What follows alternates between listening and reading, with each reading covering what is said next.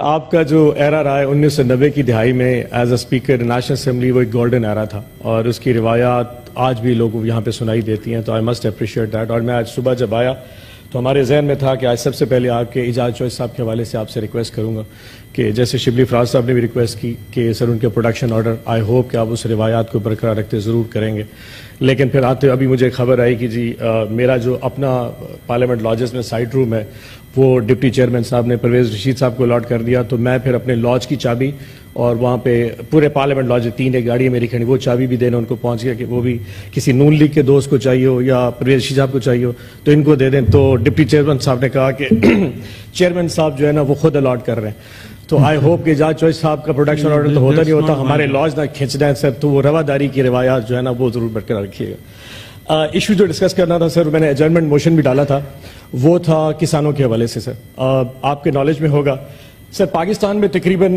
جو گندم کی فصل ہے وہ 1 کروڑ 30 لاکھ ٹن تقریباً پیدا ہوتی ہے سر۔ اس دفعہ پروڈکشن ذرا زیادہ ہے سر، موسم بہت اچھا رہا ہے۔ گورنمنٹ پنجاب نے اس سال جو ٹارگٹ مکمل کیا ہے سر وہ رکھا ہے انہوں نے 20 لاکھ ٹن کا، یعنی کہ 1 کروڑ 30 لاکھ میں سے صرف 20 lakh ton government of Punjab purchase کرے گی۔ اب اس میں تھوڑا سا ٹیکنیکل ایشو آ گیا، ٹیکنیکل ایشو سارا کا سارا جاتا ہے پچھلے نگران سیٹ اپ۔ ہوا یہ کہ سر پچھلے سال 60 لاکھ ٹن گندم پرچیز کی انہوں نے، اور اس پرچیز کرنے کے بعد اچانک کسی ایک دن ون فائن ڈے کوئی بہت ارستو بیٹھا تھا نگران سیٹ اپ میں، اس نے یوکرین سے گندم الاؤ کر دی۔ That person has to be identified. 31 lakh ton Ukraine سے گندم پچھلے 6 ماہ میں پاکستان آ گئی سر۔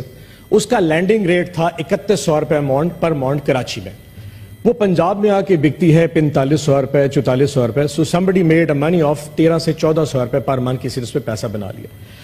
اس کے ساتھ پرابلم کیا ہوا کہ جو پنجاب کا یا پاکستان کا ذمہ دار عام انسان تھا اس نے گندم کھائی یوکرین کے کسان کی 31 لاکھ ٹن، اور جو پنجاب کی گندم تھی 40 لاکھ ٹن وہ ویسے کے ویسے گوداموں میں پڑی رہی، کیونکہ انہوں نے اس کا ریٹ 4600 روپے من رکھ دیا تاکہ کوئی بھی مل والا اس کو اٹھا کے کھا نہ سکے۔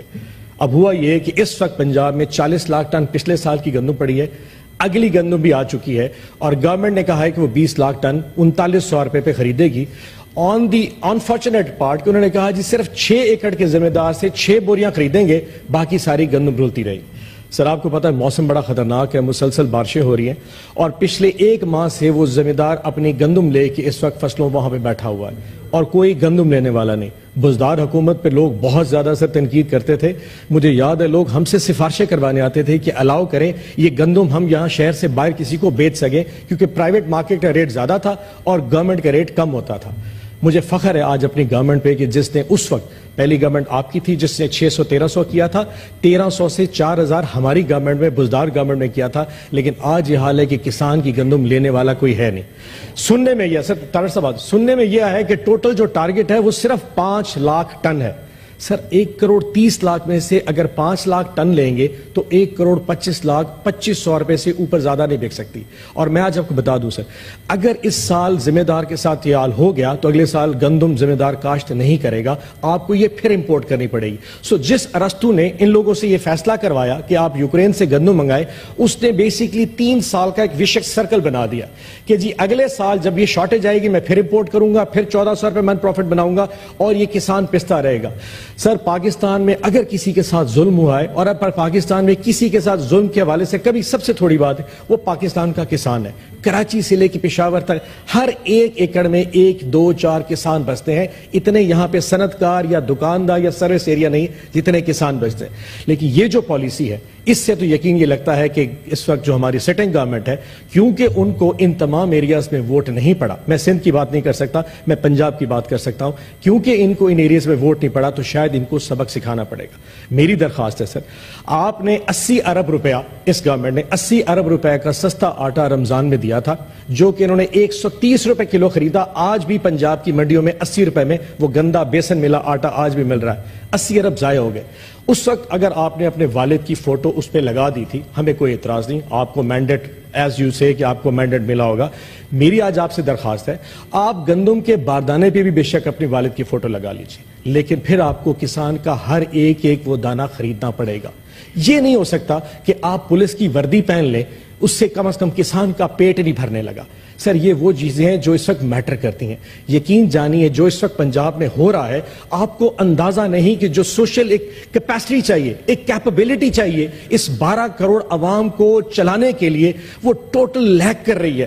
بات اگر صرف پنجاب پولیس کی وردی پہننے پہ آ چکی ہو یا آٹے کی بوری پہ فوٹو لگانے پہ آ چکی ہے تو کسان یقین کرے وہاں بد دعائیں کر رہا ہے.